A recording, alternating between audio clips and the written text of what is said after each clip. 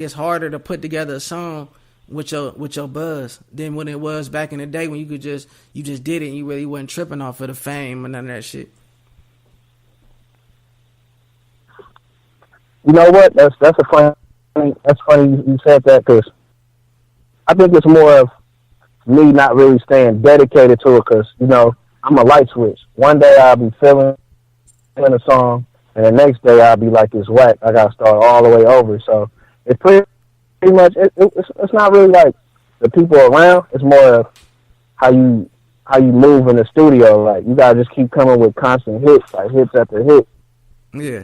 Hungry. If you don't feel that same hungry, you're just going to start writing bullshit, you know? So that's real. It's almost like writer's block. Like, if I got writer's block and I keep trying to write just to hurry up and finish the song, it's going to sound like I'm trying to hurry up and finish the song, to back, which is not going to really put out a nice song. Yeah. So that, you know, that kind of makes sense. It's just like, you know, like, let me see how I can say this.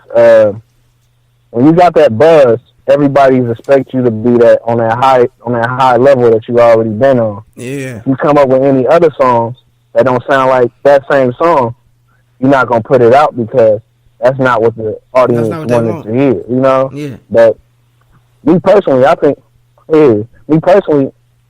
stay with the creativity, you know. I'm always trying to be ahead. I hear somebody just now doing that I've been thinking 5 years ago, like, I've been on that shit, you know what I mean? Yeah. Even with the sound effects, the yells and all that, like, I've been doing that in my background. So I think it's more in the person. I think it's more in the person than the buzz or the group. Like, you gotta stay on it, and you gotta stay on it for your group. You know what I'm saying?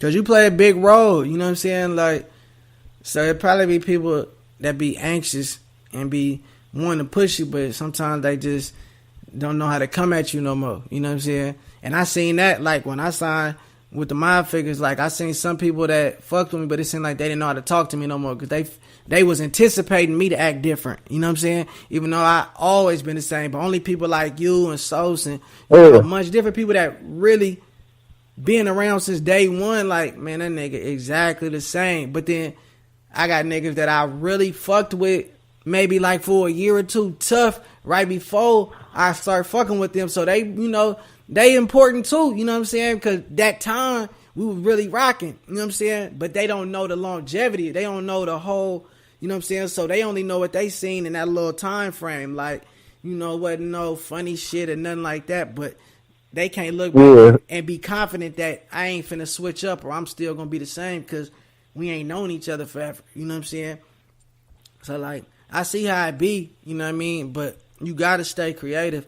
But I see what you're saying, though. It makes sense. That's real. All right, well, shit, man. You know how that be. Yeah, for real. So what's next though? Like, what you finna? What's the plan? Like, what you about to drop, or is it a video, or is it a single? Is it a tape? I know you just said you about to do this six piece project. You know what I'm saying? The whole Oakland thing, but I know you got archive. I got this mixtape coming out. It's just gonna be a little quick mixtape to show niggas where I came from. I got this mixtape called Dre the Hard Hitter, and that go back to, you know, the D8. It's talking about hella stuff that we was doing in the East, from the good to the bad, you know, taking L's, you know. Yeah. And then I got this other CD coming out called Dre the Hard Hitter. I mean, not Dre the Hard Hitter, my bad, y'all. It's called Gotti Arco, and it's a 2-disc, AM and a PM.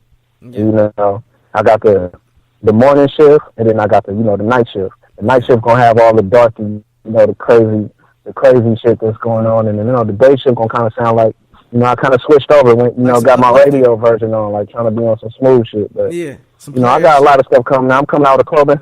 Yeah, pretty much, yeah. I got some clothing line coming out, Fast Lane Clothing, and, you know, that's going to be in stores. I'm trying to work on this soda company. Yeah. You know, you're going to have to send that package I need to try to work. You know what I mean? So I can start rocking that shit in Atlanta, man. I got to rock for the home team. You know what I'm saying? I got to let me know what the investment. Oh, yeah, it's all good, man. Because I'm going next season, man. These sponsors, you know what I mean? I'm working these sponsors next season for the season 2 of the Gaszstation. And it's going to be all visual, too. I mean, it's going to be audio for the niggas that got, like, iPhones and shit, for just to listen to podcasts, but we doing all visual next season. So right now my goal is to run these sponsors and these advertising deals up. So nigga, next year I got a film crew and everything. It's gonna be kind of like that Drink Champ shit. You know what I'm saying? And you gonna just be able to watch that shit. Had a whole little studio set up. Yeah, that's dope. Yeah, you feel me? So I'm gonna have to be rocking that clothes, that fast lane. You know what I'm saying? Clothes in the show. Yeah, I respect it, man. Shout out ATL too, man. You know, I love it. I ain't been out there yet, but I always, you know, when I be looking at stuff, you know, that's what made me really like the rap game, you know, ATL, because it seemed like the artists stick together more out there when they do. When Big Boy or, you know, or when you go to even the old school, they had everybody in ATL in their videos. You know? Do. They show up. It's all love. Video today, so we coming. Shout out to y'all real players. Heck yeah, man. Hey, exactly. Shout out to the real players out there, man. Even like the summer jams. Like I went to the joints. You know, everything to be. That's why, you know, to be a little more like that. You need to. That's how we win, because they use, you know what I mean, all the regions, they take pieces in, you know, all of our pros, and they just push out our cons. You know what I'm saying? They take the positive and push our negatives out and just keep us out the mix. But they go and they use us, and they use all the good things that we ain't using right, and they take it and take it back to their regions and flip it. You know what I'm saying? They do the slang, they do a lot of different things. You know what I'm saying? They take the rhythm of the flow styles, a lot of stuff, the beats. You know what I'm saying? Like even Mustard. You know what I'm saying? His whole beat style sound like a Bay 808. You know what I'm saying? A Bay Area bass, and he took that, brought that to Atlanta with YG deal. You know what I'm saying? Up under Jeezy. And then it kind of influenced the trap sound when YG was out here for that little time, putting his projects together with the LA flow, but with them 808s, and then the trap sound mixed with the LA flow. You know what I'm saying? It kind of like changed the whole little Atlanta scene. They took that and ran with it.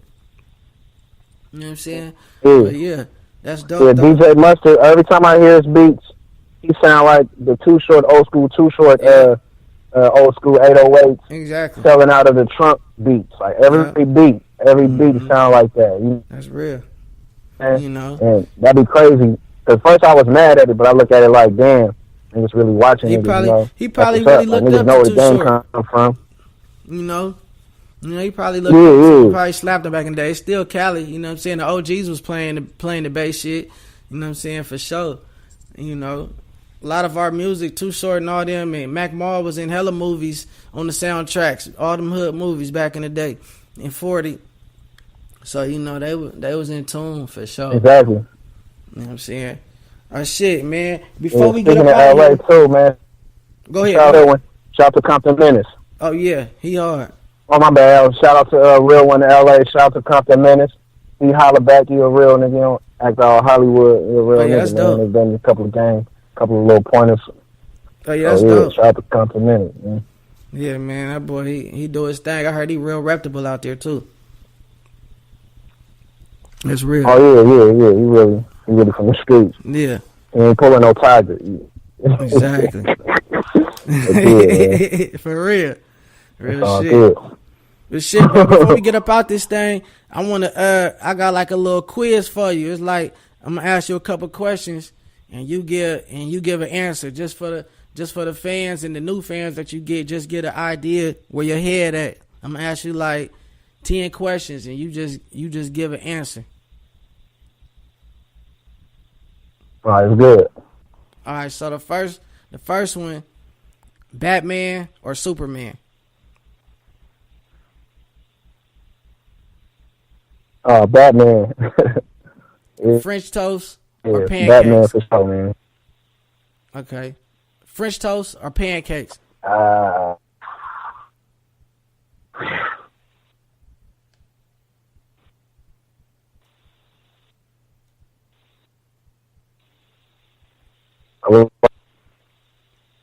I ain't hear you. You got it. What'd you say?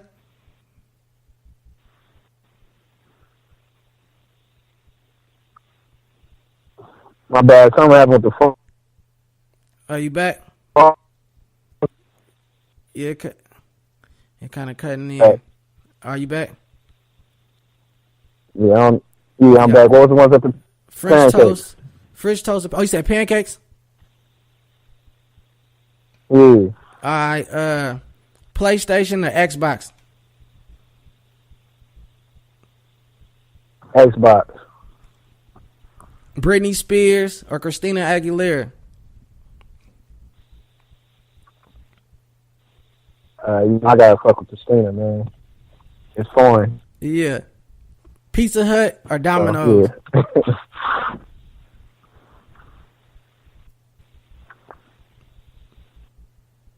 You heard me? I'm gonna go with Domino's. Domino's. All right, I got two more. Let me see. Yeah, I'm gonna go with Domino's. You gonna go Domino's? We're scared to serve you in the hood at nighttime. Pizza Hut. Yeah, they gonna come through. All right. Yeah, for sure. Okay, I got two more questions. All right. Let me see. Not look wise, but talent wise. Mariah Carey or Whitney Houston?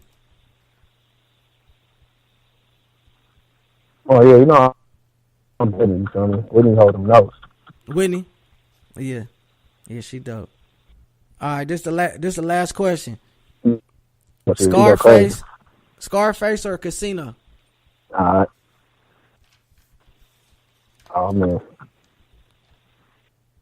Scarface. Scarface. But, you know the crazy thing about that, I cut it off at the end. Yeah, I cut it off at the end of Scarface. I don't like when he gets his back blown. In my head, he survived, and I turned it off. You feel me? But you know, shout out Joe Pesci too. You know, that's my little nigga, man. My focus. Hell yeah, that's how you gotta do. Cause we are. Yeah, I made my own. You made your own. You know I mean, that nigga didn't get shot by this fake ass Terminator looking. Yeah, that nigga walking through smoothly. Yeah, right. You know what I'm saying? He just still lived. Yeah, he lived. Yeah, right. All right, now I'm gonna ask you three questions. I'm gonna ask you three questions that you ain't gotta pick my answers. You come with your own answers. I'm gonna ask you just three questions. All right. My first question for you is what was your biggest influence growing up? Like, it ain't gotta be a rapper, and then a lot of people think just because you rap, your biggest influence was a rap artist or something. But like, who was your biggest influence growing up as a kid? Man, I had a couple of them. I was rocking with Mike Tyson because I used to always like fighting. Like, yeah, it's dope to me. Like, you let off your anger in more of an art way, you know. And then the other influence probably was like, even though you said just because a nigga rap, but it was like Pac. Like, Pac was really like stand up dude. Yeah, that's real. You know, trying to, I don't know, make it vivid on what he was writing. Like, it wasn't just no cat in the hat rap. It was really like, man, you feel me? Listen to what I'm saying, you know. That's you gotta real. keep your eyes open, you know. That's real shit. All right, then the next question. I need to say my dad too. Your dad, yeah. I remember y'all was in that video that what was that, Will Smith? Yeah, just the two of us. Yeah, that's big. I don't know a lot of your fans know that. That was a big influence. Yeah, that's big. Like, being in a Will Smith video as a kid, like, man, that's something niggas ain't did. You know what I mean? Yeah, right. I didn't even. Yeah. That's a statement, man. And it was with your dad. That was big. It was crazy because, you know. Yeah, right. Because he was on the chorus. You know, he did a lot of singing for people, help people write people's songs and stuff.